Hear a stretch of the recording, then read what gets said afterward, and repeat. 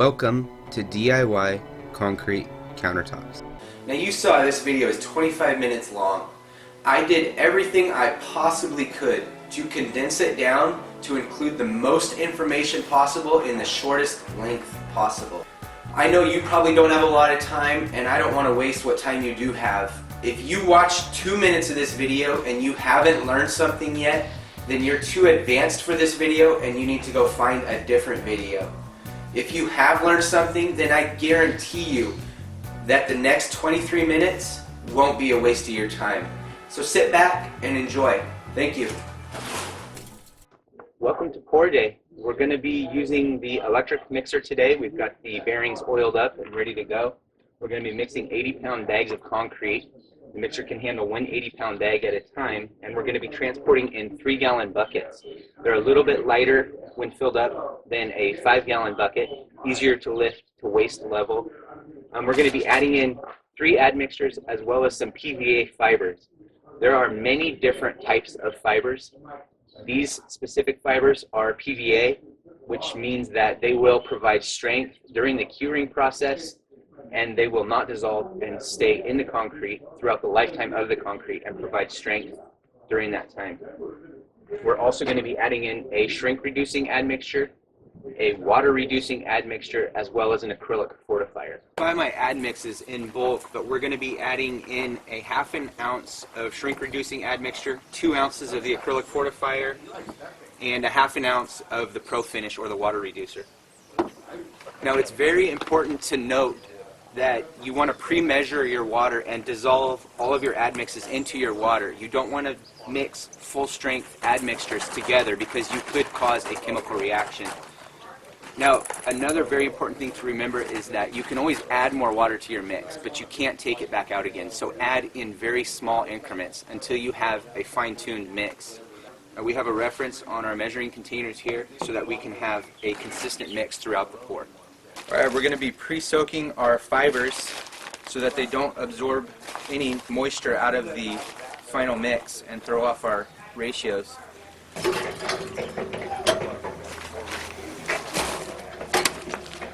During transportation, these bags can really stiffen up and harden up, especially being stacked on a pallet.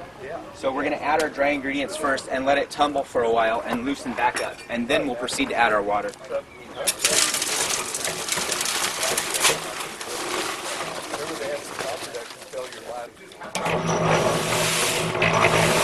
Our mix requires 3 quarts of water. We'll begin by adding in 2.5 and our chemicals, and we'll fine tune with the last quart, 1/2 quart.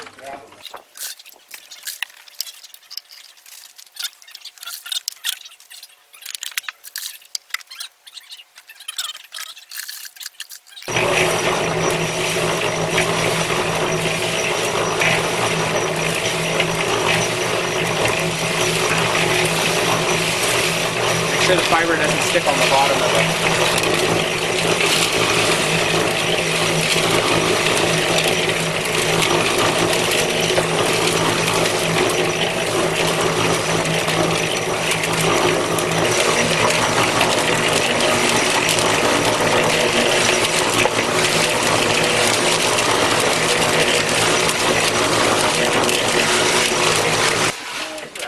Now you can see the consistency we're going for here.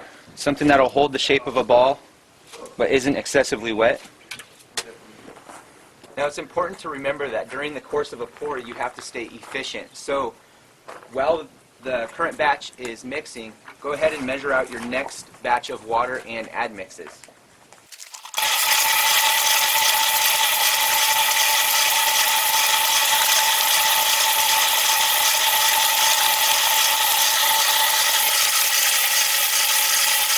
One thing I like to do is use a little bit of the acrylic fortifier in a spray bottle and mist the party backer with it before we lay the concrete. That helps bind the 2 substrates together.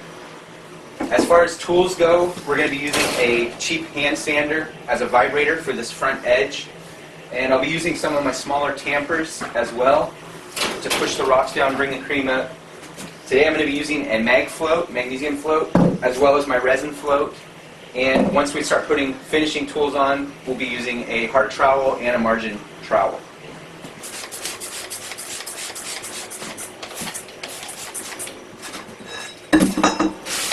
don't want to work too far ahead because you don't want to be dumping the concrete on here once this dries.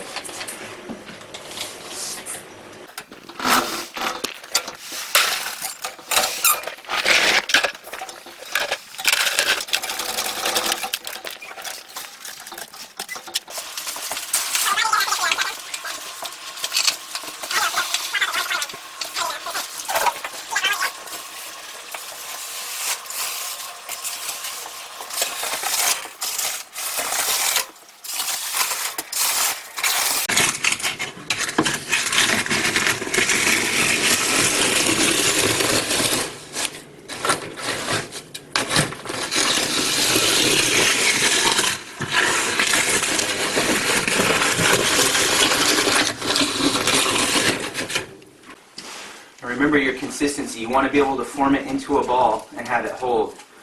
You don't want soup, but you also want something that's workable.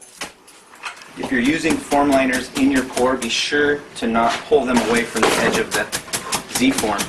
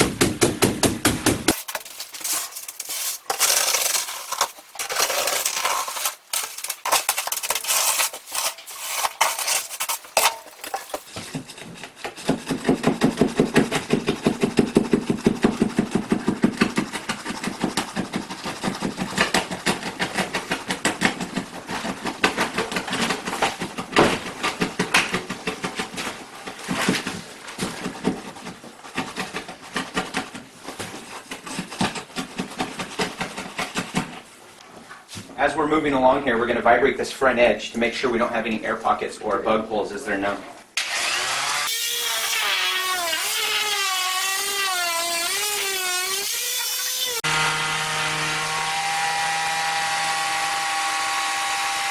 It's also important to remember not to neglect any sink openings. Now, as a result of the vibrating, this front edge did settle a little bit, so we're going to come back through and gently seat it.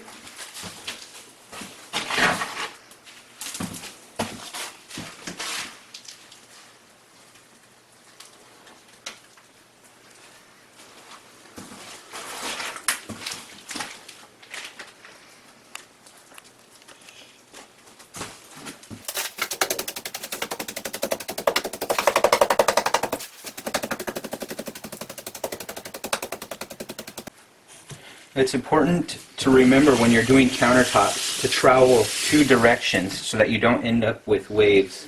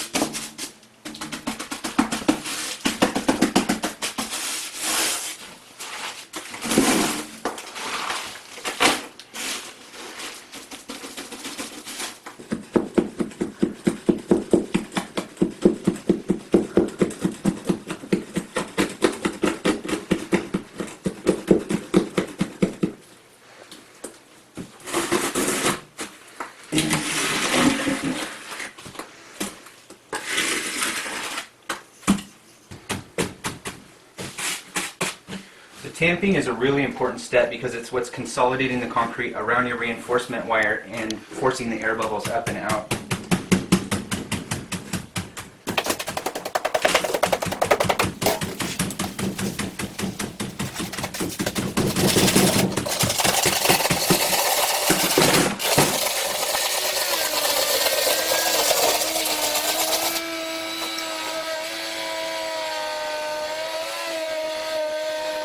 Now you can see from the vibration that this front edge settled a little bit, and we've got a very small trough here. What we want to do is just come back and gently seed that, lightly seed that, and then we'll tamp it back in and trowel it and get rid of that. What's always very unsightly, especially if you're in an outdoor countertop, is to have a bird bath in your countertop. You want to eliminate low spots. Another very important thing to remember is to keep the top of your form clean and unobstructed as you're going to be using it as a reference.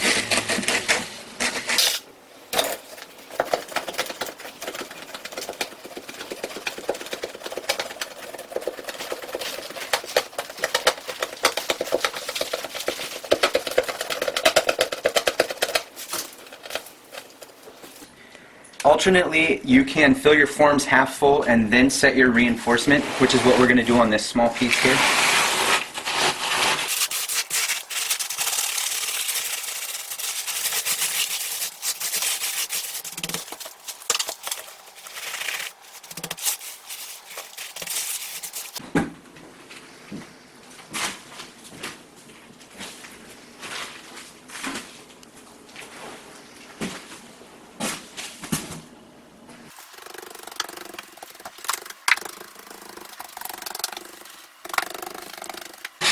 And now as we're coming over this with the float, you can see that there's a spot here that is low. All you want to do is just sprinkle a little bit of concrete in there. You can tap it down with your float and come back over. But those are exactly what you're looking to eliminate at this stage in the pour. Additionally, as we come over this front edge now, after we've seeded it, you can see that there's no areas that are not in contact with the float. The float is touching everything along that front edge, which tells us we're not going to have a dip.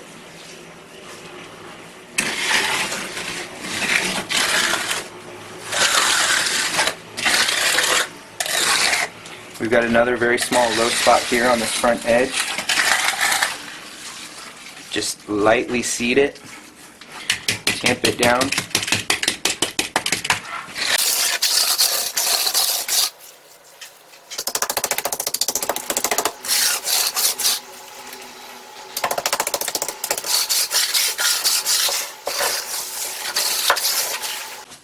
This is another perfect example of a low spot.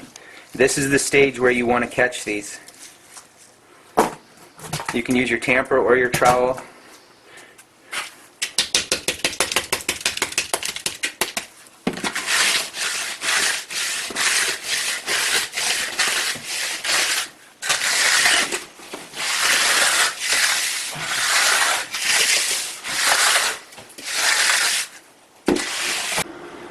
Now speaking of high spots, if there's going to be a high spot anywhere on your countertop pour, the best place to have it is going to be right behind your sink.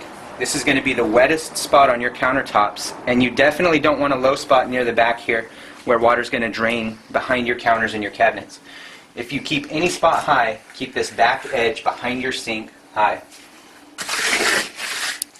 An area that always requires special attention is faucet knockouts or soap dispensers or dishwasher vents. You want these areas to be very flat. If it's not flat, you could cant your faucet at an angle, which will look horrible. When you clean these forms, use your margin trowel, clean the top, and this is going to be cream with no aggregate in it. And one thing that I've found to be very helpful is to set that aside and keep it for later on when you're doing your finishing with your hard trowel. Now as your concrete is setting up, it's important to note any waves or any spots that may need a little bit of work.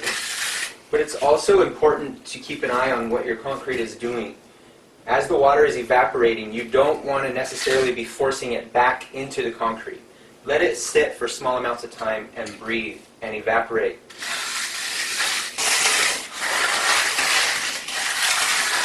As you make broad strokes with your trowel, pay very close attention to the movements the trowel is making or to any low spots or high spots that might need to be addressed. Now, one indication that the concrete is ready for a second pass is the glossiness. If it's very, very glossy, that's water that's sitting on the top, evaporating off. Once it starts to dull down and lose its sheen, that's a good time to put a trowel back on it again.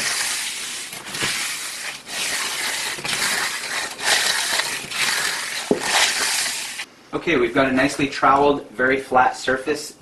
This is a good time to clean the faces of the Z-form, collect any cream that's usable, store it on top of your sink mold or somewhere else where you can revisit it. And then what we'll do is go ahead and clean all of our tools while this sits and pushes water.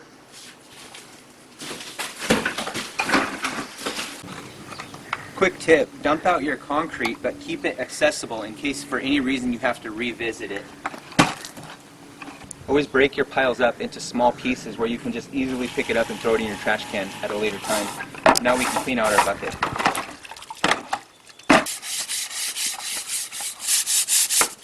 So this is a magnesium float. This is going to force down rocks as well as bring water and cream to the surface. Now this is what I was talking about with it glossed off and kind of dulled down. You can see that the water has kind of evaporated off the top. So we're going to hit it again with the mag float and bring some of that cream back up and water out to the surface. And we're just about getting ready to put a hard trowel on it.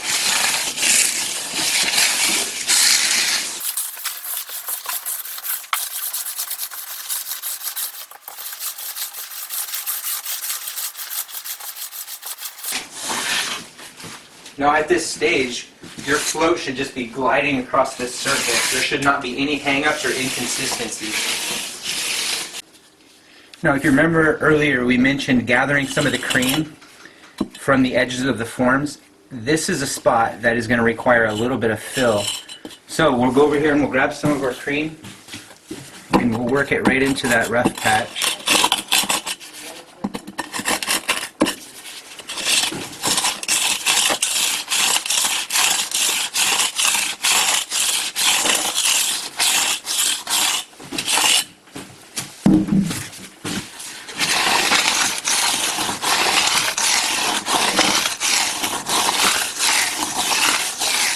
Now I just want to bring some attention to a low spot here that's made it this far into the process without being noticed. I'm going to put an X there and I'm going to run over it multiple ways with my trowel. Now it's very inconspicuous and hard to notice, but if you know what to look for, you can see that it's still there. So we're just going to take some of this aforementioned cream here, sprinkle it on the area and work it in.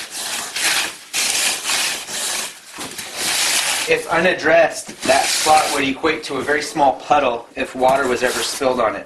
If you put a drying rack or set some dishes there that had just been washed, the water would gather and sit. Okay, now our concrete has really dulled down. It doesn't have any water sitting on the top, no gloss whatsoever. At this point, there's two trowels that I like to turn to. I've got a square-backed finishing trowel that I've lightly rounded the edges on, and I've got a standard finishing trowel also. I'll be turning to my margin trowel as well. I also like to keep a spray bottle with regular water handy. The square back trowel is very, very handy for going along edges, and the rounded finishing trowel is very useful in the wide open spot.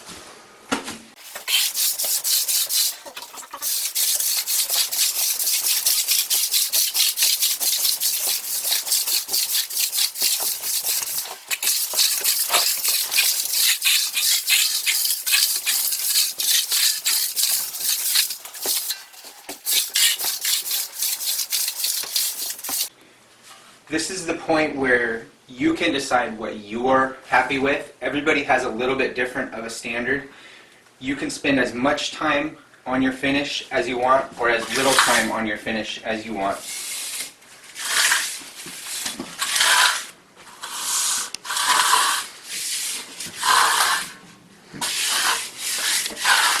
Now this is a perfect instance of why I keep the water handy.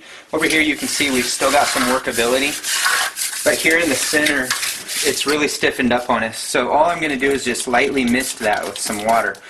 You do not want to overdo it. And now I can come back over and regain some of that workability.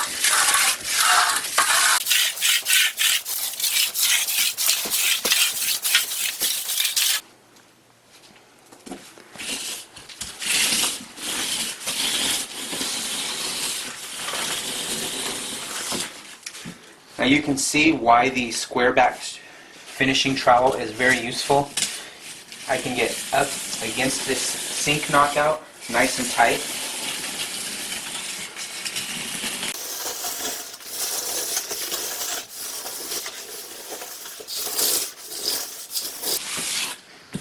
Now this finish will be getting a polisher, and so I'm going to take my troweling to the extent where it's going to start to cut down on the amount of polish time required.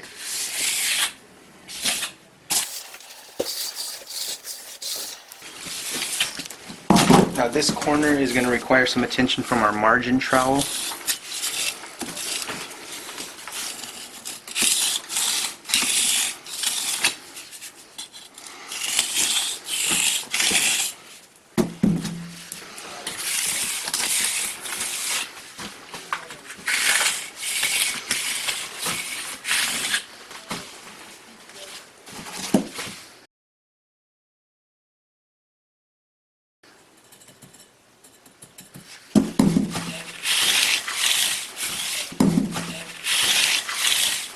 You can see we have a very small void that's been created underneath the surface layer of the concrete. I'm just going to poke that with my margin trowel, release the air pocket, put a little bit of that cream that we saved from earlier.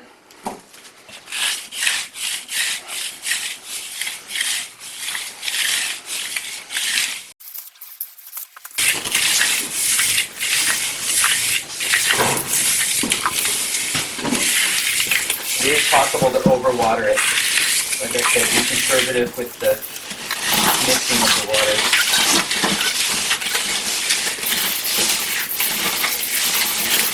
Now if you look over here, you can see that there's different colors showing up in the surface from the trowel.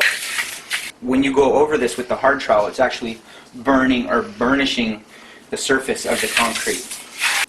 It's kind of an indication that you're maybe nearing the end of the effectiveness of the trowel. We're nearing the end of the process.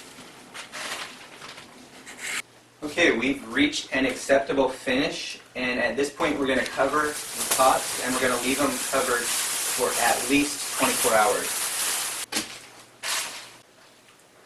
Covering the tops with plastic slows down the curing process and enables the cement particles to fully hydrate, thus bringing up the tensile strength, or the PSI, in the final product. And I found the most useful way to do this is just simply to flip up the cabinet drop cloths onto the countertop. We'll leave them this way, covered, for 24 hours minimum.